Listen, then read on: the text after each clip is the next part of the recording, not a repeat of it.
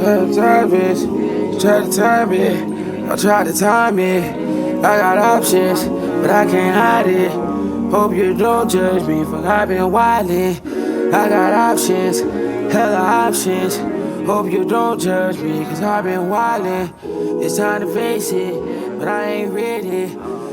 So it's the Webby podcast, first episode 1, put on by us. Why are you so close to your microphone? Am I too close? Okay. Cool. Am I too far? We're perfect. My name is Michael Carroll. I'm here with Amanda Hall. Mm-hmm. Amanda Roan. Yeah, let's say Amanda Roan. Testeroni. What's your nickname? Tenderoni. Tenderoni. Oh, yeah, God. Like tenderoni. You know where it came from. Amanda Tenda. They call me Tenda. Why do they call you Tenda? Because my last name's Roan. Tenderoni. Oh, so they cut off the Roni. Tenda. Duh. Happy to be here. Waiting for our guest. He should be here shortly. I'm texting him now. I said, just walk in. We're starting. So you can walk in on the podcast. We've been talking about doing this podcast for a while now. I'm happy that we finally are able to get it done. A while, meaning like 3 or 4 years. I've been asking Mike to do a podcast, because I just feel like we have such intelligent debates and we're always on opposite ends of everything. But 1,000%. But it's always like good conversation. It's not just I don't like them just because. Like there's always a meaning behind it. Like give me some examples of some good conversations we've had. We're not going to talk about the one because I don't want to get emotional. What? And you can't talk about it. What? About the singer. What, Beyonce is not the greatest of all time? Yes, we're not going to talk about What's Beyonce. Some other ones that we've had? Can you remember We've anyone? talked about, let's think. I had one that someone argued me that Brandy is the best vocalist of all time. I don't know about best vocalist of all time, I have but she's Whitney over her. Definitely Whitney's over her. I have Mariah over her. Mariah has more of a range. Yes. But vocal control, Brandy is like a ghost. That's what they told me. And they're music industry guys. And they were like, Brandy. She is. But it's the people who I think the way I listen to music is different than how you listen to music. You listen for different things than I listen to. I was having an interesting conversation about the Brandy thing, and they were like, yeah, don't confuse sample size with vocal talent. Yeah. She's definitely the vocal Bible, for sure. Then they were also like, just because Mariah Carey can go super high with her voice doesn't mean she's just really talented. Mm-hmm. She's just good at a certain part of singing. Mm-hmm. Yeah. And I was like, well, if that's the case, Beyonce is. My bad. I like Beyonce a lot. You haven't listened to. No, I do. I listened to the country album. Did you like it? I love the country album, okay. But Renaissance Part 1, a couple of her songs, her vocal ability is just crazy, and I feel like people don't listen to it. They just listen to the hits, and they're like, oh, okay, well, it's whatever. But yeah, the actual vocal talent, Beyonce's up there too. Yeah, I mean, she's incredible. She's definitely yeah. In but my we top. did have. I know one of our debates was about video games. Oh yeah, so okay, as you can see, this podcast is bouncing back and forth. I mean, I think the focus is about life and life experiences and business and marketing and what to do and inspirational content and just everyday stuff that me and Amanda feel like talking about. Yeah, I mean, so the conversation was she doesn't feel like she would ever date a guy that played video games. I will not. Why? Because I feel like yeah, it's childish, number one. Is it? And it's a waste of time. All this time you're playing in a video game. What, can I be out in the yard? Yeah, or you could be doing something push-ups? Working towards your craft or spending time with me. What if I don't want to spend time with you? Then we don't need to be together. What if I spent the last 4 days with you and I need some me time? And your me time might be going to the mall or doing your nails. My me time might be playing my game. And you can't always progress towards your goals 24/7, 7 days a week. You'll burn out. So what if my recharge... it gives me ick, cringe. You play video games? Yeah, but what if my recharge is Video games. What if you shopping gives me ick? That's why you have a wonderful wife who puts up with that. But no, if it's not even just personalization, it's like, I feel like it's an attack against every man that plays video games. I know, because when we had this conversation, there was also 4 other gamers who all were like, oh my God. Gaming's the new clubbing. Okay. Well, y'all do your thing, but I just feel like me personally, I'm not a gamer girl. Like, I'm not dating a gamer. All right, let me ask you this question. I think it's a great debate. It seems like our guest is going to be late. I think it's a great debate of like, why is it so... Why is it so what? Like, would you prefer a guy to go out with his friends on a Saturday night or a guy to play his video game on a Saturday night with his friends in the house? I prefer a guy who goes out with me on Saturday night. But if he had to choose and not spend time with you, like we was just talking about, like sometimes Amanda wants her me time. Sometimes, and my wife knows this, Mike likes his me time. Yeah. She sometimes likes her time. Sometimes she sits in the car and like watches her Facebook shows or like, you know, talks to like her Aunt Skeeter. Hey, Aunt Skeeter, like down Houston, you know.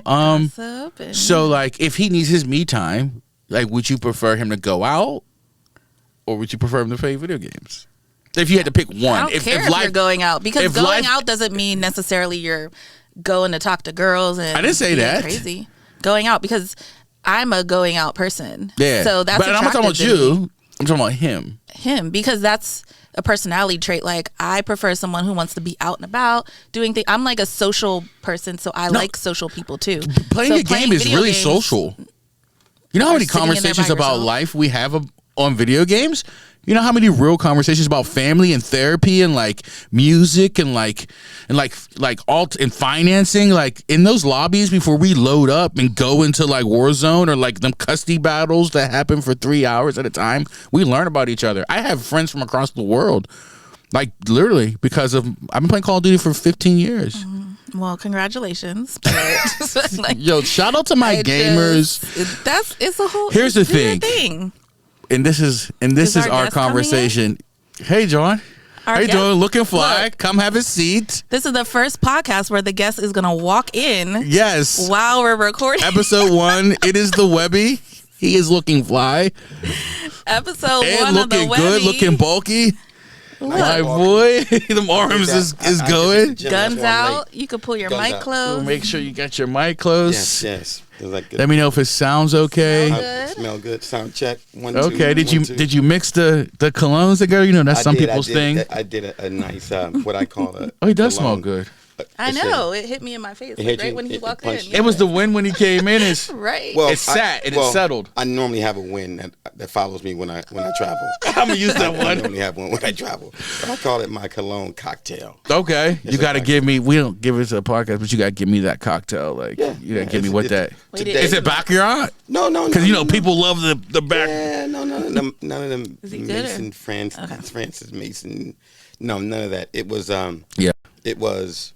The first layer, the first layer, you take it nice and slow. Mm-hmm. You go. It's a spring swim. Okay. From Louis Vuitton. Spring swim. So that's the base. That's the base. You look like you just came out of a. I just said like you're not sweating. You look good. Exactly. Yeah. So then I top it off. Closer too. Yeah. So we can hear you. Get a little closer. Yeah. Yep. There you Thanks, go. Guys. Yep. I'm not used to mics, so you're fine. Please excuse me. You're cool. Please excuse me. So, the second layer. It's Bond. Oh, I heard of that. Yeah, it's Bond, but it is. How did I just lose it? It's Bond, green bottle, smells. I heard of Bond. Like number 7 or number 6. Like is it a number? Fantasy Park or something like that. Oh, okay. Yeah, it's. So you have a third layer? No, that's the second layer. Oh, that's the second layer. It's that Bond, that particular park in New York. All the Bonds. All of their scents are named after streets in New York. Really? Or areas. Yeah. Oh, I didn't know that. Yep. So how do you know, and we're going to dive into your history. It's just, I like this natural, organic conversation. How do you know what colognes them? Is it just like, you ever mix colognes them? Like, that's not it. That's not it. That's not rocking together. Or is it just experience? I think it's experience. Okay. But I only buy things that I know that I'm going to layer.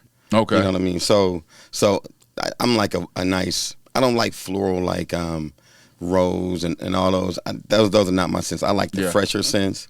And then I always need something that like a oud that's gonna give you a punch. Okay. So you get a sweet and a punch. It's settled. Right. That's why it punched me. That's why it was meant to knock your ass out. I called it a win when he came in. It's a win behind me. It's a win behind me. It's nice in yourselves. So tell me, are we being video? This is so video. They can see the guns? Yes, they can see me. Okay, you can see the monitor right there. Okay. And there's a wide too. This is a very subtle, like. Tell us what you have on too. Like, what's the shirt? What's the shirt? What's on your wrist? A little subtle. So, man, you know what? The wrist, man. This is the Apple Watch, the Ultra. Okay. And so I went on Amazon, I need different bands. Yeah, the band's nice. Yeah, so I wanted a band to match that, like, grayish. Is that a metal band with a clear coat on it? With a clear band. So we could rock it with any outfit. That's nice. Oh. So I work out in it, and I always work in, like, orange or white just to stand out. Yeah, you've been working out a lot, too. I've been trying this week to get back in. So you work out and you want people to watch you. Yeah, so I have a problem. My problem is, this is my problem. They need to see me. I don't know who they are. Yeah. But they need to see me. But they does exist. That's so opposite from women. Like, I go to the gym. I don't want anyone bothering me. Don't talk to me. Don't look at me. Like, leave me alone. I hate y'all. Because then people try to walk up like, oh, you need to be lifting like this. Yeah. Well, they're just saying that to because really they wanted your number. They really want to get your number. But it's annoying. So yeah, I hate going to the gym because all the women are beautiful, and you're a creep if you try to talk to them. It is creepish. So what do you do? So nothing. If you go to work out. What? You can't even Why look. am I working you just got to watch where you're looking. It's almost better to go to a private gym because you just got to watch where you're looking and I'm only working out for them to see me. Oh, there we go. So I'm there. They can see me. I can see them, but I can't talk to them. Yep. So, John, I appreciate you coming on the podcast. This is the Webby podcast here with Amanda Hall. The Webby. And I apologize for being late, man. I don't know. You're fine. Yeah. I think it was perfect how you came in. I know. It was the win. It was the win. It's definitely with the sales. And sat down and jumped right in. And God told you I'm coming in hot. Yeah. I'm in hot. So I'm kind of getting used to like speaking. So you have your own podcast. I definitely have my own podcast, man. It's called The Rich Room. Yep. You can check it out on the Rich Room Live on all social We've been seeing the platforms. BTS is looking fire. Yeah, we're trying, man. We're trying. In the room, I just want to see the room. I just want to see what it looks because it's looking great. Well, there's something about that we probably want to talk about off camera because I have extended invites to you. Okay. I have not seen you. Oh, calling him. But it wasn't like a specific invite. It's not like a Saturday. Feeling some kind of way. No, we're here. I mean, I've been there very. She's a Rich Room veteran. Yeah, I need to come. And the great just give me like a specific day. Me and the wife will come over. I need it, man. Please.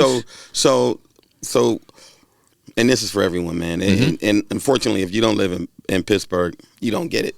So what? But so on my Instagram page is I'm at Louis Vuitton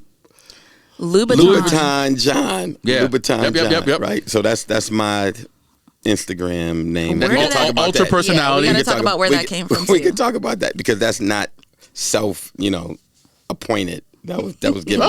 Listen, you were telling us some stories about Freak Nick, which I hope we have some time to. You know what I'm saying? So I'm sure it wasn't self-appointed. Yeah, who's watching? Is there any wives, like my ex-wives, human beings watching the podcast? The target demo is humans. The world. Yeah, Okay. the world. They're gonna love that. Yes, they gonna love that. We're gonna spread across a variety of topics, which I love that you say like this is Pittsburgh, but you're originally from. I'm from Detroit. Yep. So tell us about that. Born and raised in Detroit, went to McKenzie High School. It's on the west side. Okay. And if you're from Detroit, what up, though? What up, though? But if you're from Detroit, man, you're east or west. That's one of the things I like about Pittsburgh is you have the east, you have the north side, you got the people from the west. Mm-hmm. You got south side. Detroit is east and west. I was just in Detroit, beautiful city. Yeah, beautiful downtown, city. Like they got Apple stores and Gucci man, that's stores. The city of the future. I tell everybody. They just opened the train up there, like the train station. The Q-Rail and the big one, the central. Yeah, they turned into a museum. It's great. Is it divided by 8 Mile Highway? Well, that's one of those. Is it dangerous? Well. Are you from 8 Mile? I am not from 8 Mile. You been on 8 Mile? 8 Mile is not dangerous. It's 8 not Mile dangerous? borders the suburbs. So okay. You from the streets, John? I'm from the streets, man. I'm from the hood, man. From Detroit? Royal Boulevard, man. Oh, ABP, gang move, man. Hey, yo, he started talking crazy. John used to be a rapper too, but we not. Yeah. Was it? Is it your same nickname that's on Louis Vuitton, John? No.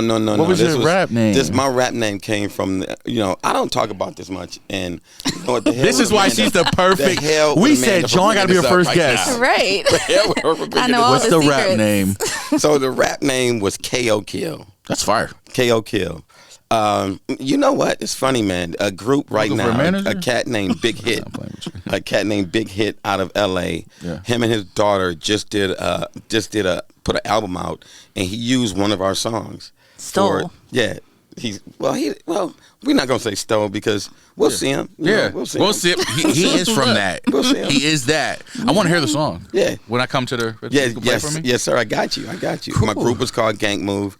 It's me and my guy June RTG. He was Young Bango. Young Bango and KO Kill. The name of the album was Coming to My World. We got a video. You know what? We're gonna show a clip. We're gonna show a clip for y'all. Yeah. We're gonna run a clip for the video. Right.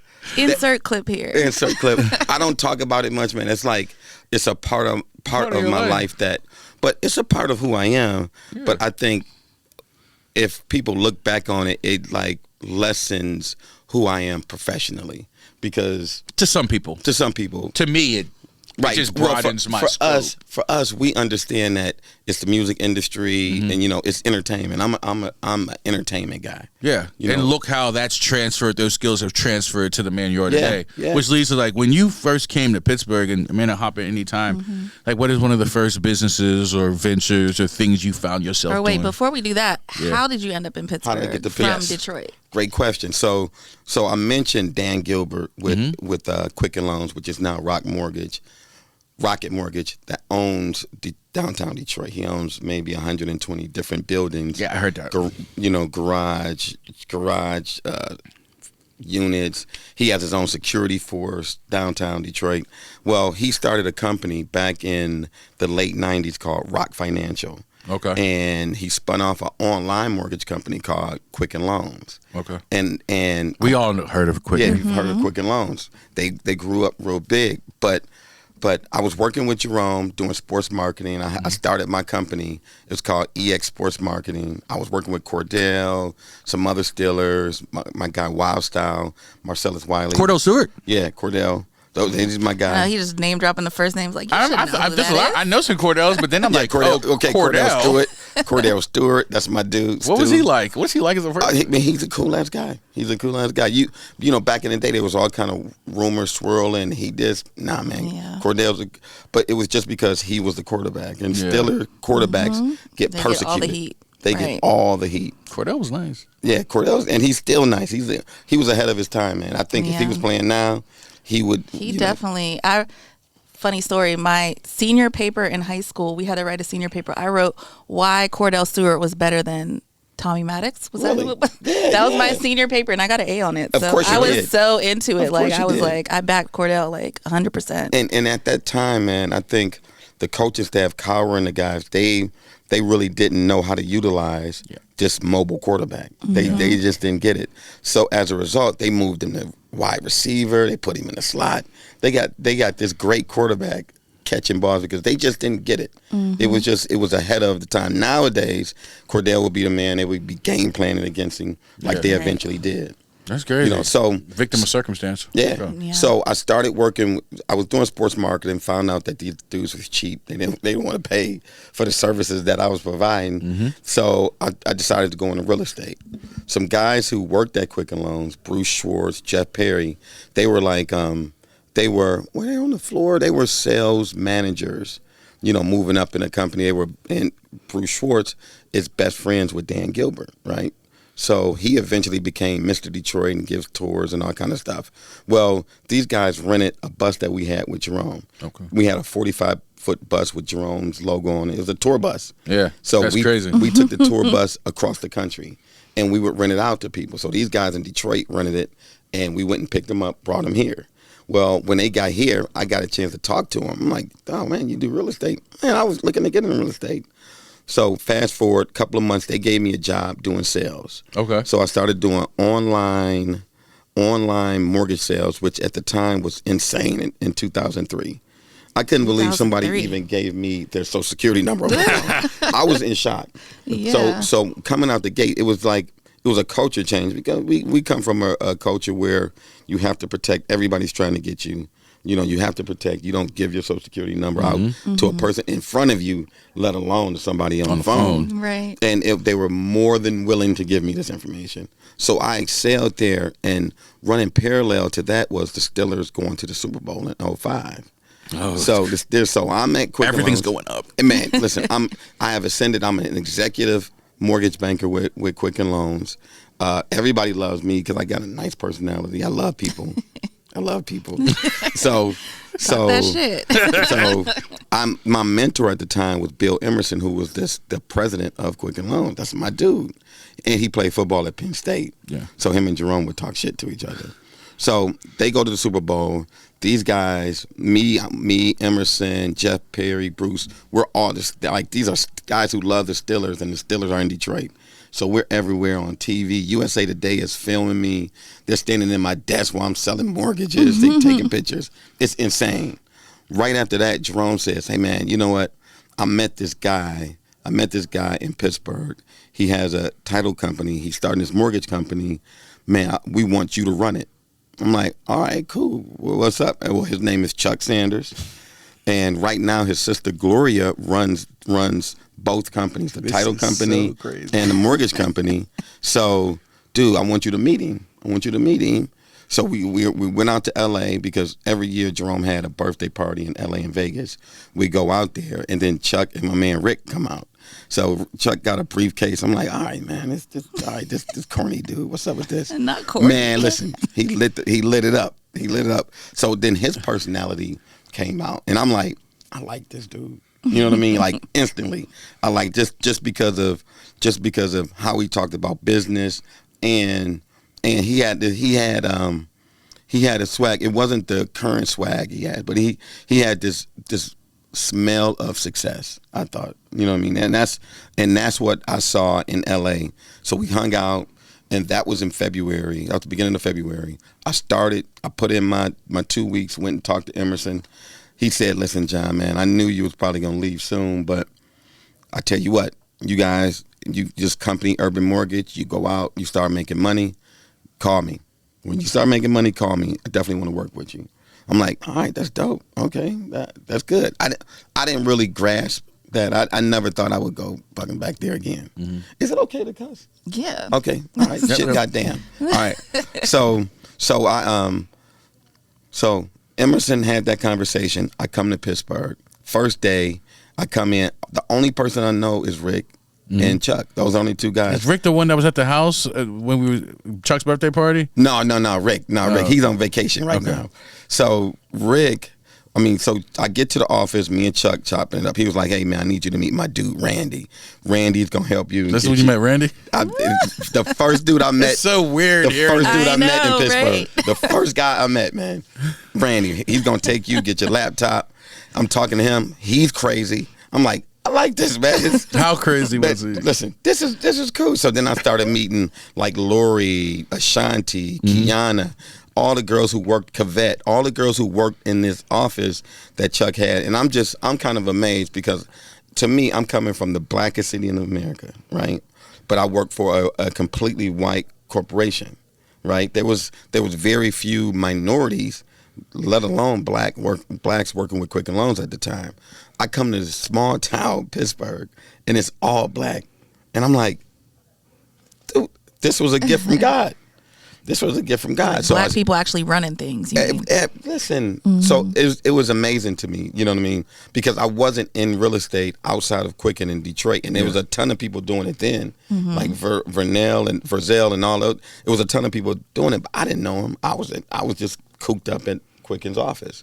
So I come here, and we're running Urban Mortgage. We were doing like a lot of subprime mortgages, the dirty loans that you know that we needed for our community because we had to educate them. First, we had to educate them. We had to put them through credit repair. It takes 6 to 8 months for a person to buy a home in our community because we weren't taught coming up. Hey, listen, this is what you need to do. Keep your credit. Don't overextend yourself.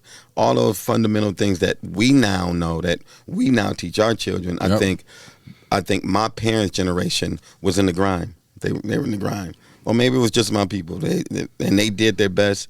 Jerome tells a story that Jerome tells a funny. Oh, Jerome Bettis is my brother, by the way. Yeah. So Jerome tells a story whenever he speaks, like, "Hey man, we didn't have a lot of money, but we had a lot of love.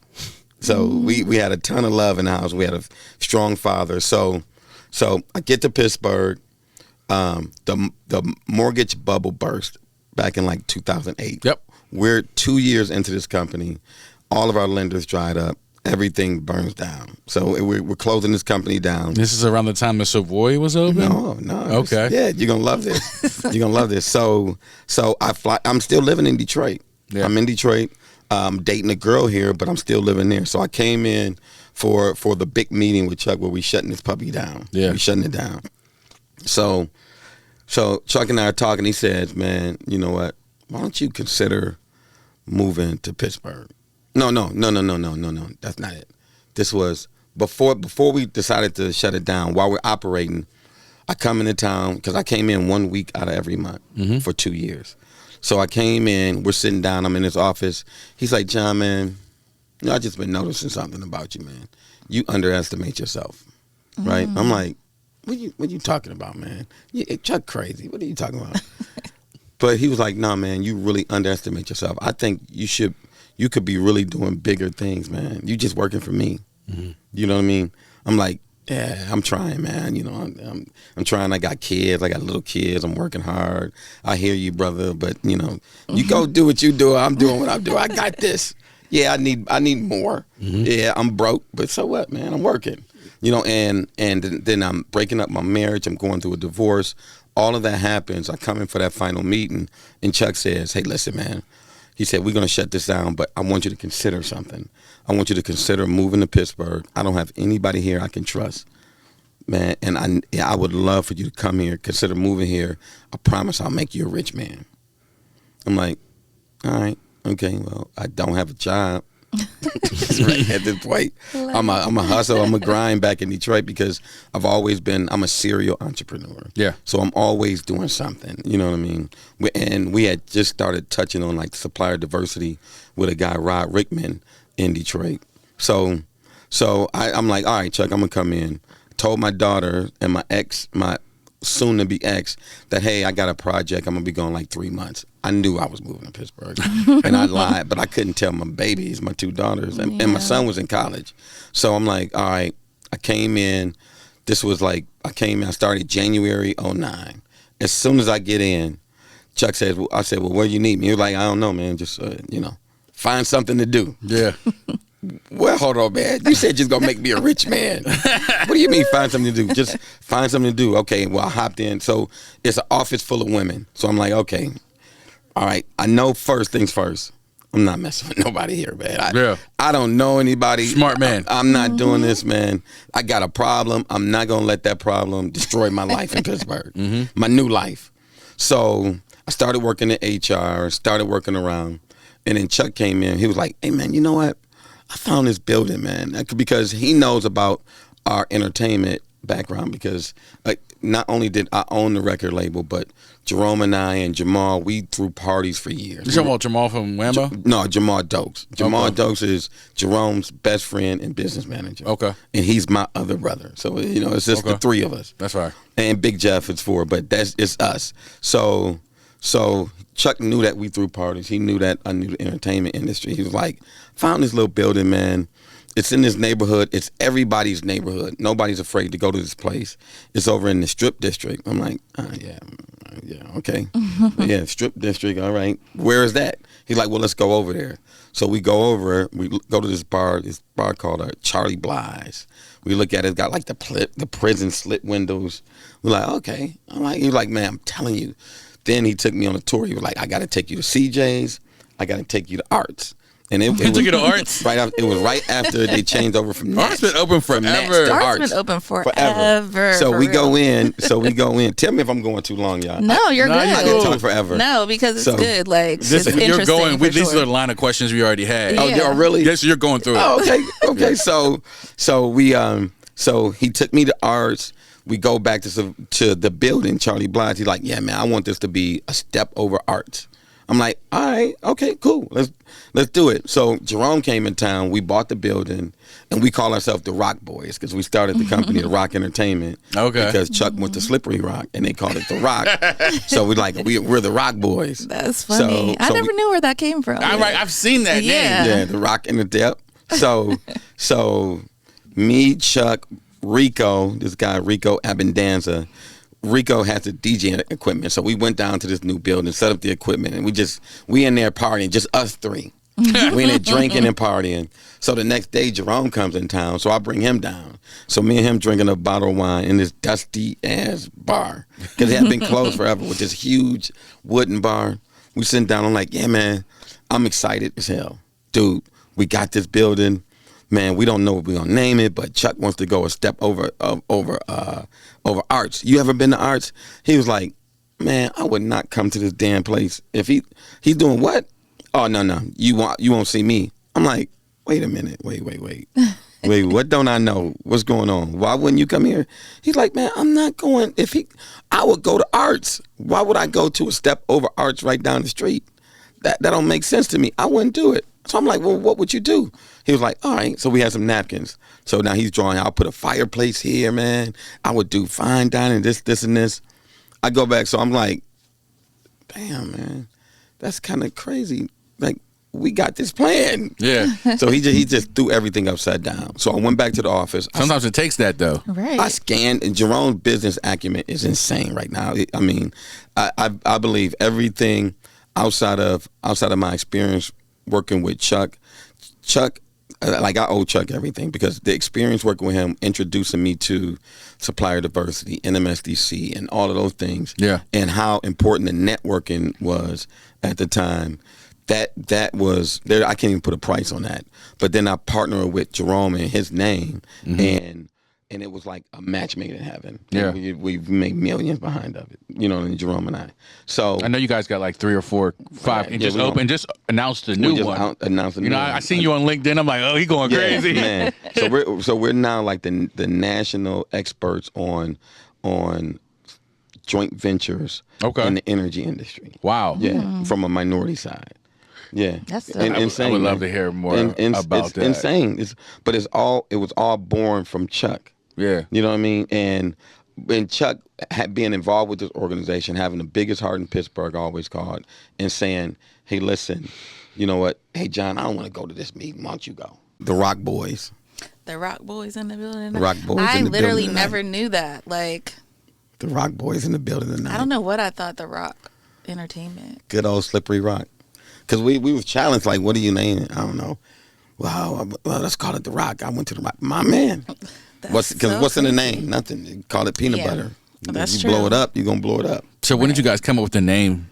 We came up... so you were saying that Jerome was like, we need to go and make this upscale. Right, yeah. So Jerome, he drew it out on a paper towel, and then I went back to the office. I scanned it in, and then I met with Chuck the next day. I said, man, I was down with Jerome. He said he ain't coming. He was like, what? I said, yeah. He said he ain't coming. He's like, well, he doesn't want to come to a step over Arts. He said if you want him to come, it's got to be upscale. I said, here, this is what he showed me. He did this and this. I emailed it to him. I printed it. This is what he thinks fireplace. He was like, fuck it, let's do it. I'm like, sounds about right. Fuck it, let's do it. Fuck it, let's do it. So then now I had the task of, because let's do it doesn't mean let's do it. Let's do it means, John, just get it. Just do it. Get it done. Just do it. That's exactly what that means. That's what it means. So I hired my first step was I hired a designer. My guy, Luca Panagico. I hired Luca. And Luca and I talked. He said, well, I got a general contractor, this cat Dimitri, Greek dudes, great guy. So I'm like, all right. So then we put the plan together. So Luca and I came up with a storyboard. very extensive. It may have taken us a month to come through and go through the designs of being down there, getting the plans, going through it. We hired an architect, Desmond and Associates, down in the Strip, and we started working with Luke, who's passed now. But we started working with them, and they came up with the plans. So now it's like slowly but surely taking shape. I'm like, wow. So next we're like, okay, we need to do some research. Like, we know what we want, but let's look at some other restaurants. So we went to a restaurant called XO in Cleveland. This is back when LeBron was still playing the first time with Cleveland. So we went to XO. XO was dope.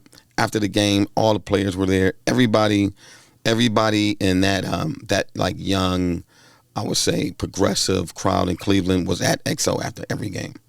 So, matter of fact, my first time I drove in, dude, I had to wait outside.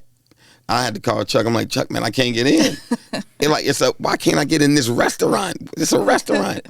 That's before we thought about like Savoy being anything. It was like, why am I waiting to get in the damn restaurant? So pull up. Chuck lets me in. I love it. White tablecloth. This place is dope, but it's a restaurant. It's no club. It's a straight restaurant, but it's off the chain. DJ going nuts. So that was our first step. So we like, this is what we want. We want to bring this to Pittsburgh. Then we took another trip. We took, me and Chuck and went to, because at that point we was traveling with the EMSDC, so we were everywhere, not on entertainment, just on the business side. So we went to New York. We grabbed Luca. We went to New York. We went to 2 restaurants. One was STK. STK down in the meatpacking district. So that impressed us because as soon as we walked in, their security was in black suits. Security had black suits. We had met some girls down there. One girl spilled her drink. Security was on it. We thought it was gonna be like a busboy. No, security came in the suit. Hey, y'all good? We were like, that's what we need. We need security to be crazy. Upscale, like inconspicuous. So like, all right, that's dope. Then they had a DJ in the restaurant. So we like, that's a dope idea. So the next day we go to a restaurant called Butter. Butter, they got a DJ. We're like, we got to have a DJ in the restaurant. And we got to have a DJ booth, not just like a table. Because at XO, they just had the DJ on the table. They didn't have a booth. We're like, we need a DJ booth in the fucking dining room. That's going to be dope. Nobody ever seen that. That's going to be dope. So we had Luca with us. So we planned it out. We came back, and then we just started building. We started buying furniture. We went back to New York looking for furniture. We went everywhere sourcing furniture, man. But we wanted to look, and it matched up to the storyboard. Yeah. And then it came. That was we bought the building in like December 2009. We were ready to go April 2011. So we opened April 2011. When you look at like starting and doing that business back in that time versus you just announced another business now in the modern day, like what is the differences in like the approach? Is it the same thing? Like, yeah, I think it's the same thing, man. It was a lot of it was the research because like, what do you want to do? You know, on like a 30,000 foot view, I want a restaurant. But how do you want this restaurant to look? Do you want a DJ? What type of food do you want? Where is your chef? I got a crazy story about the chef. Like who's going to cook the food? What type of staff? What about the front of the house? Who's going to do the day-to-day managing of the staff? You know, what payroll service do you use? What cash register system do you use? Yeah. You know what I mean? Yeah, the POS system. The POS, all of that stuff we had zero knowledge of, but we had to get ramped up. So and the difference, so we didn't have any knowledge there. So this new joint venture that Jerome and I just entered in, it's called M&A Resources. Yep. It's a joint venture with CNX, and CNX is the number 2 natural gas production and exploration company in the country. Wow. So they're definitely, I hate to say Fortune 500, but they're big boys. Yeah, I think they do about $3 to $4 billion in revenue a year. Congratulations! Yeah, I seen the announcement. I was like, wow, that's crazy. It's a huge opportunity. Yeah, it's a lot of work, but it's more of the lines of, okay, great, go, and we like, okay, I'm gonna go over here. I'm gonna go over here. Yeah, you know what I mean. So, but they've given us great guidance. It's almost like a technical assistance program because they not only are we joint venturing with them, but we've hired their staff the guys who ran their business to now run our business, so that we're aligned, so that they know that the work that we're producing is done exactly to their standards. I have a couple of questions. I know Amanda has a couple personal questions, but I think my last, I guess, business type of question is, especially as an up and coming entrepreneur, is like, how do you scale? Like, how do you know when to hire what do you look for when you're hiring people? Dude, that is, I think it's really tough. Yeah, right. And that there's two different levels to that. So when you're looking to hire an executive or any leaders, excuse me, I hate to say managers, but any leaders in the organization, you definitely want to look at the history more than anything. Like, and for us, we always, Jerome and we just met another guy, a potential guy that we're looking to run our plug-in operation. We take him to dinner because we got to vibe with you. Mm-hmm. If we don't vibe with you, if we feel like, but if we're so we have a few secrets that I hate that anybody tell us your secrets. We need this. Like, anybody on the Webby podcast. These sons of bitches. I hope they don't listen to it and try to set us up. But number one thing we look for is they have to be family oriented. In our dinner with them, we want to hear about their kids, but we're not going to ask them about their kids. We want to hear about the kids. We want to hear, hey, your wife, if you can be single, hey, but what about your kids? What about your family? Where are your parents? Okay. Those are, so at our dinner, we don't talk business up front. Mm-hmm. We just shoot the shit. That's the second thing. First thing is family oriented. Family oriented. Mm-hmm. And in that first meeting, that's what we're looking for. That's the first thing we're looking for. Okay. And the second thing we're looking for is, hey, do we have anything that's relatable? And what we found was, this is going to sound weird, we found that if you have anybody from a rural area, like I would say a hillbilly. Like Mount Pleasant. No. Like Ponce. Yeah, well, Mount Pleasant's an hour away. My mom's from Mount Pleasant. That's why I said that. Ponce. Yeah. And like a brother outside. Of ours, Mahaffey, yeah. All these, Waynesburg, all these small cities that are very rural. Like an hour away, 45 minutes. Exactly. Yep. Or our guy Chris, he's from a city called 100, West Virginia. 100. Like not 100, not 200. 100. That's nice. 100. They call it 100, West Virginia. Okay. And it's very rural. And the similarities between rural and urban, and we get along with these guys extremely well, is because what the general public or general population doesn't know is that the urban and rural areas are almost identical. They're identical. In our case, in our urban areas, they're all black. Mm. Their rural areas, they're all white. That's the first thing, right? Mm-hmm. So they have very little intersection interactions with the opposite, with other races. Yep. It's black. Mm-hmm. It's white, right? They have very limited resources. Mm-hmm. Extreme poverty, extreme high drug use, and hopelessness in both communities, right? Mm-hmm. And at some point, we're almost pit against each other. Yeah. So because you'll hear all the negative they're fucking hillbillies, hicks from the sticks. All these dudes, they from the hood, they ghetto, It's all of those terms. Those are the same fucking terms. Yeah. Right. Hicks from the sticks is just ghetto. It's just a different term, man. Yeah, it is. Different colors. Yeah. But we don't know that, right? So working in the energy industry, it's lily white, and it's all in the rural areas. It's Greene County, Washington County. It's all up through the whole Appalachia. And I'm saying that wrong. They're gonna be. I know you're talking about Appalachia. Yeah, I say it wrong every time. We're the Paris of Appalachia. Yeah, I think it's called. That's what it's Appalachia. Bad. Yeah. So when we're meeting these guys, we want to hear their story. Mm-hmm. Like, okay, where are you from? Yeah. Where are you from? This new guy we were meeting with. He's from Mississippi, rural area of Mississippi, but he loves Ole Miss. He loves football. He's very close with all of the black players. He played college football. But when you see him, you don't know that. You just see a guy in a flannel shirt. You think, who is this hillbilly with this southern accent? Because, up north, we think like southern accents means you're dumb. It doesn't. It's just their accent. Everyone has an accent. You know what I mean? Yeah. But it sounds so different to us, like we sound different to them.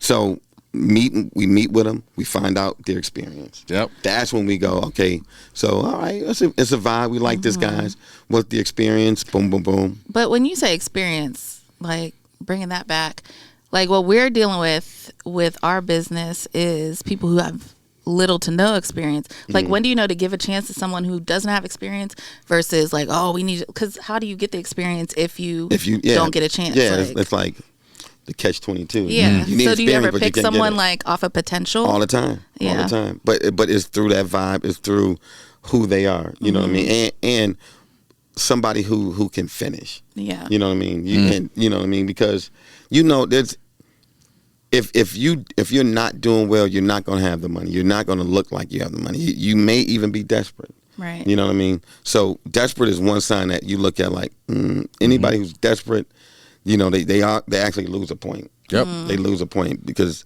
desperate people will do anything. Yeah, that's true. But you can still be desperate. I mean, we desperately want to make money right now. Yeah. You know what I mean? But we're not. There's a way to approach. It's a way to approach it. Being in a desperate place. Yep. And the professionalism. In your effort, not in the way you speak or the way you move around. Yep. Right. It is. And I think you look at talking about experience. What are they doing right now? What are they doing? How are you trying to further your career at this?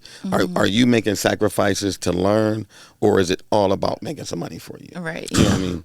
That is tough. You got to stay away from the people that do anything for money. Yeah. Dude, Oh my listen, goodness. Listen, because what the old saying is, you got to feed your wolves. You got fools. You keep your wolves around, so you keep your employees around who are there for the money. But if once the money slows up, then they're gonna attack you. You know what I mean? You got to be careful. You got to be careful with people who are only out for the money. But we're only here, and I tell anybody who works for me, I'm like, dude, listen, we're only here to make money. I'm not here to shake your hand. We don't want to look good. We're here to make money for a purpose. Let's do it the best we can do. I got 2 more questions before you get into yours, 'cause I know we don't got too much time. I just want to try and get my business stuff off. Yes. I like it. Could you give us 3 keys to financial literacy or building generational wealth? Yeah, I can.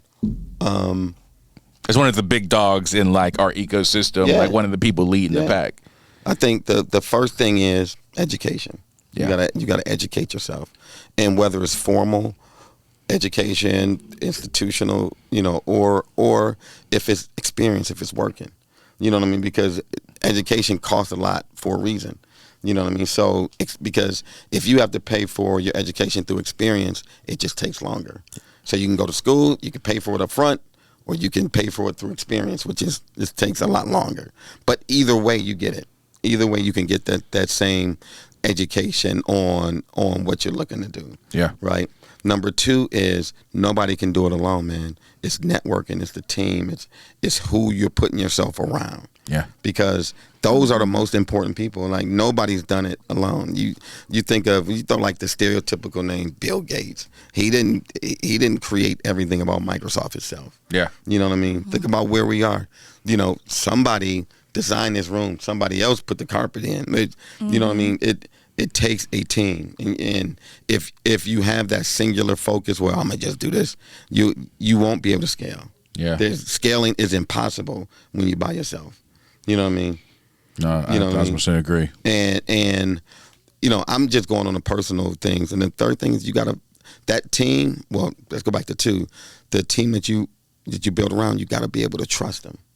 You got to be able to trust them. You know what I mean? You got to be able to leave your wallet on the table and know that it's going to be there when you get back, because nobody's looking at your wallet like, dude, we got millions to make. You know what I mean? Yeah. So the team, trusting the team, making sure your team, I always say, are smarter than you, but making sure everybody has a role. Everybody knows a little bit more than you in what you're looking to do. Right? One more, Amanda. All right, and then you can go. One more. If you can give your younger self one piece of advice, what would that be and why? Keep going. Keep going. You're doing it right. Keep going. That's and right. Be patient. Because another thing Chuck told me, he's like, man, you know what? I didn't make my first million until I was 45. We were on the plane going to I didn't make my first million until I was 45. I'm thinking like, damn, man, you 6 years older than me. I'm 39. I ain't trying to wait 49. But I had waited 39. He was like, yeah, man, I made my first million when I was 45. Oh, okay, that's cool. Oh, so I still have time. Plenty of time. Me too. The average millionaire doesn't make his first $1 million until he's 50. That he can say, I'm a millionaire. until he's 50. So, but that is before social media. That's before influencers have taken over. So, if you take that out of the equation, 50 is where you want to be. 50 is the goal. And I didn't know that. So, but I would tell myself, continue, stay the course. You're doing the right thing, because every experience, every job, everything I did in the past has led me to be the person who I am right now. And I wouldn't trade any of that, any of the pain, any of the successes, because I talk about it on the podcast. I'm a product of my failures. Yeah. You know what I mean? I'm only here because I failed 100 times. And out of that 100 failures, I've succeeded 3. But they were big. They were big ones. They were big. But the failures were big too. You know what I mean? So yeah, I'm a product of my failures. John, stay the course. Keep going. You're doing the right thing. Thank you for that. So I'm going to get a little bit into personal. You better not bring up gang move. No. I'm not going to bring up anything because, the people don't know. Like, I've known you for hundreds, 15 plus years because we work together at Savoy. But I will say this, which I thank you for. One thing I learned from you is, like, I think I was talking about earlier, like the figure it out. Yeah. That helps so much because a lot of people are just so lost and like, that you give them direction and they're like, okay, but how do I do that? Well, what do I do? What's the first step? Figure it out. Yeah. And so I know at Savoy, since we were like kind of figuring it out together, I know Chuck would be like, hey, I want this. He would tell me that and I'd be like, John, I don't know what to do. Figure it out. Figure it out. Let's go. You might give me like a little hint here and there, like, we'll start here. And then I would start there and then figure it out, like, oh, these people aren't listening to me. I can't. Well, tell them this. But you would give me a little bit, and then I'd figure out that's the key. most. And that taught me so much. And then when I moved to LA, I was kind of just like figuring it out. Yeah. But I had that. I'd learned that from Savoy. And you had that experience. Yeah, I bring that with me all the time. So that's important. Yeah, that's real. Important because, like, and when we get back to hiring, when you're hiring people, you got to have people who can think on their feet. Mm-hmm. If you don't want soldiers, well, let me take that back. There are roles for soldiers. If you have soldiers, you put a soldier there, and I need you to sit there for 8 hours. Don't fucking move. Right. Yeah. And the soldier's not, because you know what? He doesn't want to. Right. All he want to do is get a check. And that's okay. And that's if that's what you're comfortable with, that's okay. But that person is not going to be sitting next to me. Mm-hmm. You know what I mean? Because the person sitting next to me is going to be thinking the same way. They're going to be out-thinking me. They're going to be telling me, you know what, we need to do it this way. Oh shit, okay. Yeah, all right. Because I don't know it all. Yeah. You know what I mean? And that's critical. You got to be able to think on your feet.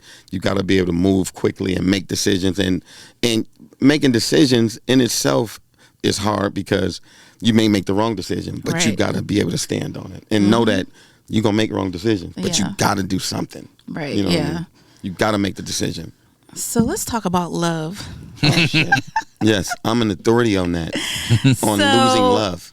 I'm an authority. I would say, well, I just want to know, like, so me personally, you've seen me in like 17 relationships. Yes. They never worked out. Well, I knew one wasn't. Well, about 3 of them. I'm starting to question your choice of men right now. But like, okay, so I guess I will ask, are you in love right now? And if not, like, how do you find your happiness as far as it goes with love? Because for me, I'm like, I don't even know how to describe it. It's just like, is love more a self-love thing, or is it like you find that love in someone else? So this is a crazy subject for me, right? Because, it's either people gonna love or hate my opinion on this one. But I am twice divorced, right? I'm probably the worst husband my 2 wives ever had. Right? Why are you the worst? I think because as I look back on it, I wanted things my way. You know what I mean? I only wanted it my way. I wasn't willing to compromise that much, and what I compromised on, I felt didn't go right. So like, damn, we should have just did it my way. Which is wrong. Right. Which is completely wrong. And I am a cut and runner, meaning that, like, if we're home, we're doing good, we're in a relationship. If something doesn't go wrong, or I'm feeling like my needs doesn't get met, or if I roll over and you say no, I'm going to some other woman immediately. Really? I'm not the next morning. Really? I'm a cut and runner. I'm gonna go have my needs met and then come home like nothing happened. That's what any relationship. Any of them. If you say so, if a woman says no, you're out. Oh, Well, I'm not out. I'm just out finding something else. That's terrible. But when's the last time you felt like you was in love, though? I was in love with a beautiful young woman. I thought I was gonna get married to her too. Yeah, you 2 years ago. Yeah, we talked about it at your wedding. We sat there and he was like, "Yeah, I'm thinking I thought I was, man, but so right now I'm very particular. You know what I mean? I like what I like. I don't care if no one else thinks she's attractive or anything. I like what I like. If I think I can look at her for the rest of my life, that's who I want to mess with, right? So this girl was that. She just had an attitude. She was not even an attitude. She was sarcastic, and I have a problem with dealing with sarcasm. Because I'm straight up. Just talk straight up. If something bothers you, tell me. Don't be sarcastic with me because I feel like I'm being attacked. And in my first marriage, it was kill or be killed with her. You know, we grew up in the hood together. It was like that hood romance. We had great children. We both ascended from that. But she was very aggressive, and I tend to like aggressive women. So she was very aggressive, like meaning that she would fight. I like sexy red.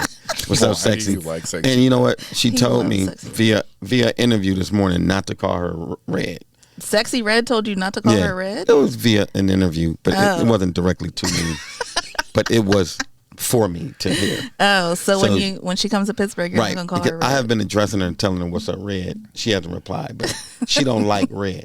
Okay. She wants sexy, so I gotta. So like, please remind me. What's up, sexy? Hey, get it, sexy. Yeah, that's what I'm on. We got time for one more. We got one more. Man. So, but let me just hit that real quick. So, relationships. No, I'm not in love right now. I am single. I'm single by choice. I feel like Are you happy? I am happier than I ever been. Yeah, that's all that matters. Except for it gets lonely sometimes, or if I want to beat on some woman. No, I'm sorry. Let me take that back.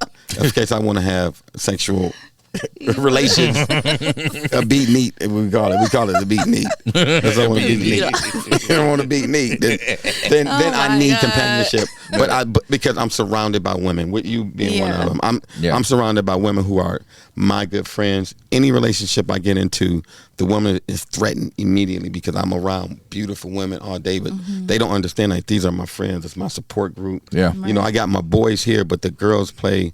The women around me keep me balanced. You know what I mean? I have daughters, my mom, my sister, all my sisters. So I'm a relationship guy, and it's hard for some women who are not strong to deal with that. But I had an issue a couple of days ago at a place with a girl I am seeing, and around the girls that I'm normally with, and she like, well, somebody said something some undertone.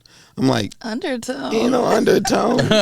There's no undertone. It's you. But you know, girls, they be trying to make up their own problems. Exactly. They and that's another thing. I don't want no problems, man. I want no drama, no problem. Leave me out of it. I feel the same. No drama. Leave me out of it. We chill. You want to hang out? Come hang out. Exactly. You want to beat? You want to eat? You want to? Okay, real shit. I'm happy. You want to watch a movie? And he's happy to be married. Whatever makes you happy, like that's whatever makes you happy. I believe in love.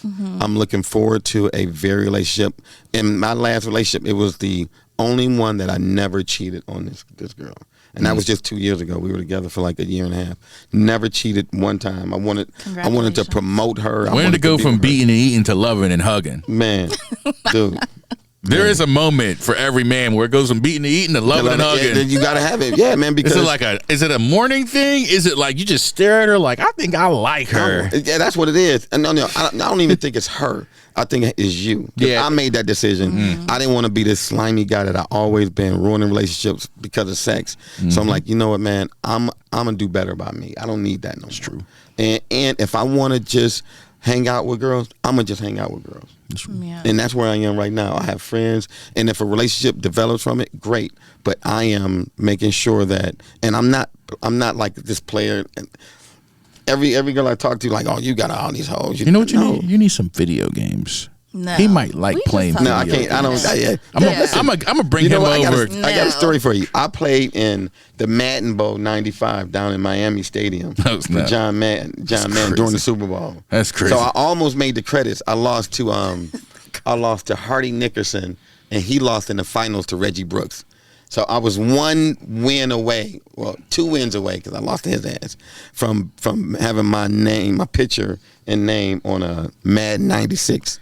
So I did a video game. One more. Okay, real quick before we wrap it up, where did the name The 28 Experience come from? What is it, and what are you trying to do with that? Okay, great. So we skipped over Louboutin John. Oh, wait. Because that's who I am. Real quick. But say what Louboutin John means, and then the 28 Experience. So I like wearing Louboutins, and back in 2018, I bought my first pair of red bottoms, sparkly. I had my 50th birthday party. Put them up so the people can Oh yeah, they better see them. They better see them. They right here. That's all I wear.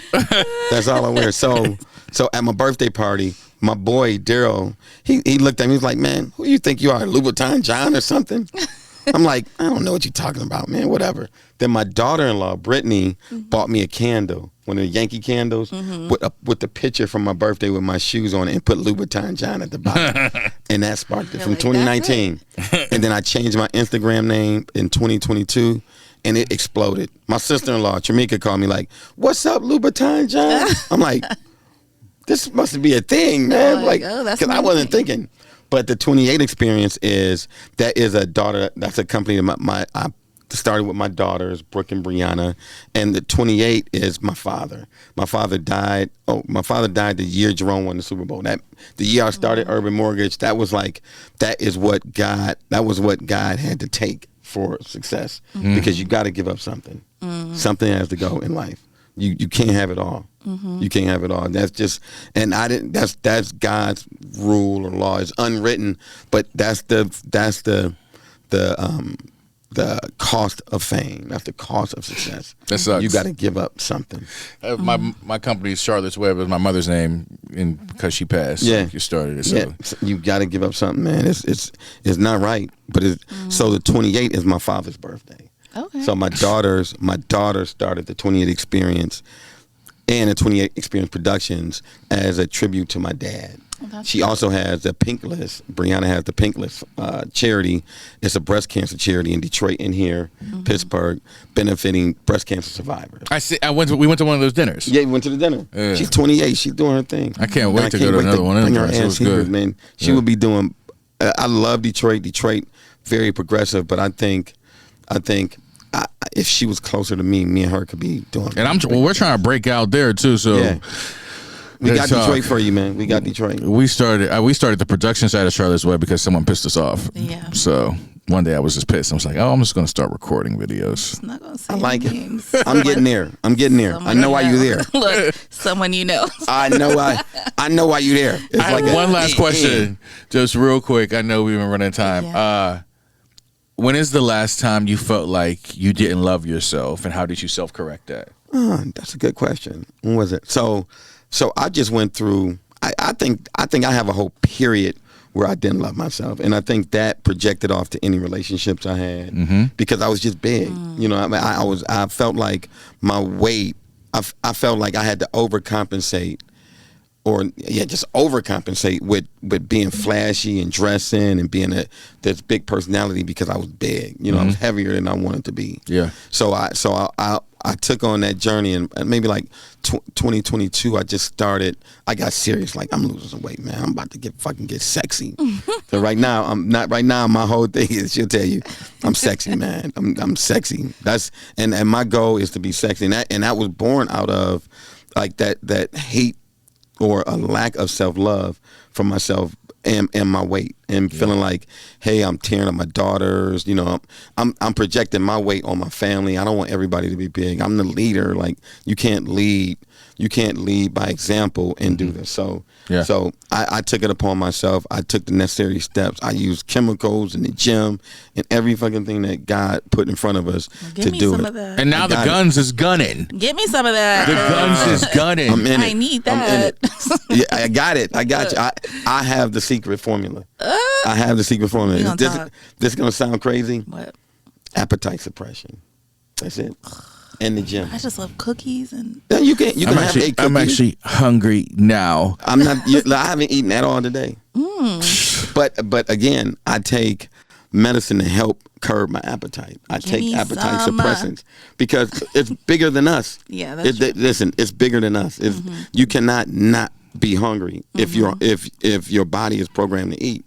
You can't, man. It's like a crackhead. And the food is low-key you gotta have addictive. crack. You gotta have crack. They build the food to be addictive too. It would just be so good. Like they actually, I watched something and read something about this. But so I got a question. I got a question for y'all. Yeah. 3 questions. Yeah. The first one is, who is the cute sound engineer that we have working? Throw me a shout out. Look at her face. If y'all can, throw me a shout out. All right, maybe an you. eat and beat type of situation. Throw me a shout out. Throw me a shout out. I don't know. We'll see. The second question is, what made you guys want to do a podcast? Because I know mine. I mean, for me, I've been trying to do a podcast with Mike for years. Really? Because he's one dope guy. Yeah. One. And because just from us working together and being friends, we have so many debates. Like, we're always on opposite ends of everything. So, but our debates would be very intelligent. We would have facts behind it. Like, it would be a good conversation. I'm like, this should be a podcast. Like, we should be talking about this. And I've been trying to get Mike to do it forever. And he's always like, giving me the runaround. And then, but I think our personalities go well together. And we want to do something for Charlotte's Web as well. Yes. So he finally agreed. I don't know. Why'd you agree finally? I mean, I didn't want to do one. I've done like 3-4 podcasts. So I didn't want to do one at that time. But we talked about it a little bit after Savoy because we missed Savoy so much. Right. So he was like, let's do one. But in this last month, before Detroit, I was already like, I wanted to revamp the company and scale. And I knew that I had to bring on people for that. But after I left Detroit, I met so many people there that were just doing these incredible things, like just raising money from VC firms and building out these companies that were national, international, and they were my age. So I came back home. With a vengeance. Like, man, fuck this. Like, let's go. He was like, we're doing a podcast. So part of that was, the podcast was a small part of that. Part of that was, I called a man that was like, hey, it's time to get the Charlotte's Web stuff back up. And like, I already was doing like smaller projects and hiring contractors, but Amanda was always in the last 2 years kind of like the focal point of everything. So I was like, let's get it back and rolling. I have some other people that I want to bring on. So we hired on like 2 or 3 people in the last 2 weeks. And then a part of that is because we're a marketing company, I do so many other marketing stuff for other clients. A podcast is just a great marketing device. It's a great vehicle. And our view of the podcast was, it's going to be a podcast and we're going to come up with a name randomly, but we really want to use the clips to promote the overall brand. Right. And for us, it's about like consistency. Like, can we do it 9-10 times in a row and then we'll figure it out on the way. I had a boring name called Beyond the Web. We on the phone and Amanda's like, you see the Webby on my shirt? I'm like, the Webby is a great name. The Webby? Yeah. I like it. See, that's what I said. I like it. So I said, let's do it. And then this makes it easy. Yeah. We could just walk in and just. Yeah. And low key, like, since, I don't know if the people know, but since I'm producing your podcast, I wanted you to see that it can be easy. Much easier, huh? And not take forever. But can we come and speak on your, can we come? Man, listen. Me and Amanda, can we be guests? Well, let's do this. Let's do this first. Would you come visit first? Yeah, I'm coming. Yeah. Can we get a visit first? That's what I'm going to do is, I'm going to tell Tasia to put us all on a group message, and then we're going to lock in and schedule a date. All of us. Right. You know what I'm saying? Because she run my calendar. So it's like, all right, cool. Lock in on the date, and then when we record next time, we'll bring some food, and then we'll just chill for the day or something. That's like a nice little staycation still in the city. Exactly. Come out to the rich room. Baby. Do we got to take our shoes off? No, if it's not Louis you don't Vuitton, have to. if it's not Louis Vuitton, we got to take our shoes off? Yes, you do. Yes, you. So to wrap it up, can you tell us, for the Rich Room, when it's going to be airing, where we can find it, all that good stuff? Okay, so the Rich Room, right now, we're releasing July 26th. So hopefully that's a Friday. That's my birthday. Yeah. My birthday. I'm turning 56. I'm old, man. 37. I'm old, man. Don't tell the sound engineer how old I am, in case she's interested. She may be. I don't know. We'll talk about that later. But so the 26th is my birthday, and we're gonna launch this this podcast that was born out of an interview I did with S&T Bank, my bank. And the woman, Genevieve, who I'm very close with, who was my banker, just saying, John, man, you're so comfortable behind the camera, thinking about doing a podcast. I'm like, what am I going to do it about? I don't know. And at that time, I was still doing my happy hours because I do a happy hour with a capital S. With a capital S at the Rich Room. That's like after work, Wednesday, Thursdays. Everybody come by, we just drink and we have these conversations. And that's what I wanted the podcast to be. That's the only thing I could think. We're gonna do it here. Yeah, let's do it here. You know what I mean? Yeah. And I wanted a nice warm feel where you sit back, we drinking, we smoking, and we cussing. Yeah, and I can get the truth out of people. But similar to you guys, I only want to talk about a professional journey, a personal journey. I don't want to talk relationships. Although we talked about the engineer, we touched on it. Beating and eating. We talked me and her, but we talked about that. But not the topics that everybody's talking like. Right, I don't want men these days, women need I know, man. I think you have to touch on the personal a little bit, but like it doesn't have to be the central conversation. Personal. Like you can talk about your personal experience, but not like bashing women, bashing men. I hate that, man. I hate that, and I'm so wounded that as I'm talking, it may come out the wrong way. No, you didn't give that. You know what I mean? Yeah. So that's what it's about. So it's the Rich Room. It's the Rich Room podcast, the Rich Room live on all platforms, YouTube. It'll be on iTunes. It'll be on every other damn site, the Hitter, Twitter, Shitter, Bitter, TikTok, all that. TikTok, all that. We'll be all there. And when I started standing this thing up, man, similar to you, like, hey, what do you have to do? I knew I had to get the right person. Yeah. So the first person, I had two guys who were doing production on some other stuff for me, but the person who I knew that I needed to call was Amanda. I called Amanda. She's the go-to. But only because this is not what I know. Yeah. You know what I mean? And I know via her experience after she quit and left us back in 2012 and left us with nothing, bare bones, and we had to build from nothing, because we didn't have nothing when she left us. I reached out to her like, hey, what do you think? I'm gonna tell you from my point of view, like I know like the old adage of like you can never hire another version of you, but like Amanda goddamn sure close. She got you, man. And she better at it because she's beautiful. Like she's warm. She make people laugh. Like me, if I say like go get this, I'm like, what? She said, hey, can you go get this? They're like, yeah, anything for you. At all. They're not threatening. You're just trying to boss them around. Yeah, She just needs help. She just needs some help. She needs help. That's some bullshit, by the way. I know, but it works.